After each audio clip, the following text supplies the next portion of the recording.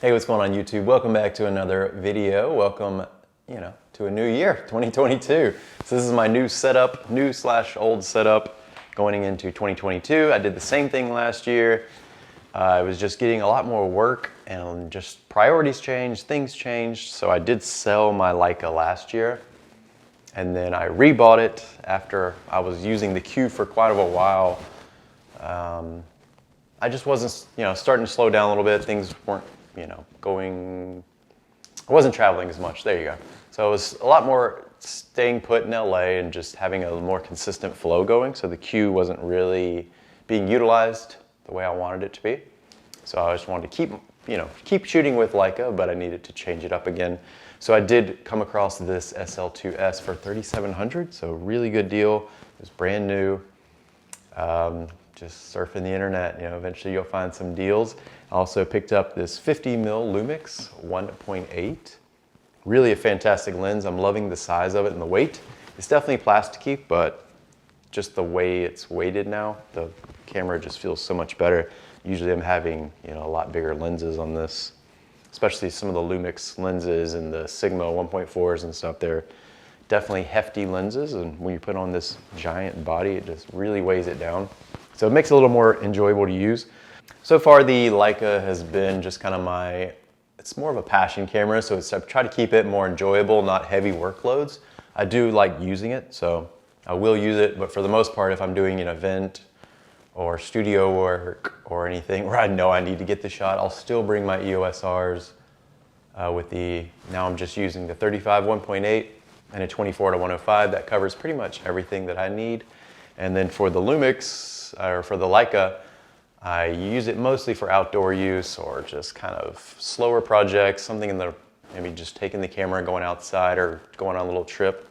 And I'm using the Leica M to L adapter, so I picked this up this time. It's very fun to use the M lenses with the SL system. I have the TT Artisans 35 1.4. I will do a test on this lens once I shoot with it a little more.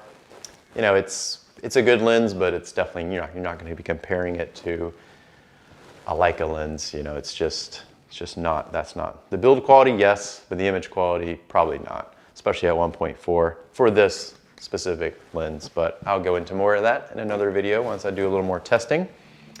The 50mm 1.8, I'm loving this lens. They also have the 85, a 24, and a 35 now. I'm still waiting on the 35 to actually be fully shipped.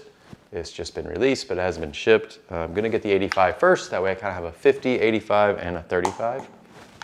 35 is usually more for just having fun. I just kind of my go-to all-arounder where I just want to take it out, have a compact little setup, and just having fun. Manual focusing just gives you that little extra challenge, just making you think a little more. Definitely engages the mind.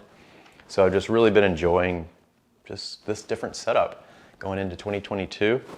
Loving the SL2S still. It's not a perfect camera, but I do enjoy it and it makes me more creative. Once I sold it, I did realize that my creativity it was just focusing more on getting the shot and getting it over with and getting out of there. And with this, I do enjoy the whole process of shooting and slowing things down because you're just not gonna be racing and rushing through it. So it definitely helps slow me down. I love it so far. It's just a great passion camera. And I got it for, a great deal, so I don't really feel like I'm losing out on much. I was trying to decide between getting another R5 or this, because they're about the same price. And I ended up going with this again. Just loving the files, loving working with the files, and just the camera itself. It's really great.